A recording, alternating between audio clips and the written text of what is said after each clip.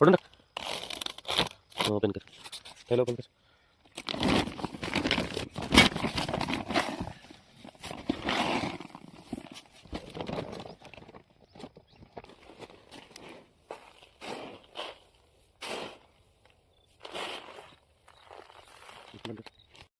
So మనమైతే మన మక్క పొలానికి పొటాష్ వేసుకుంటున్నాము.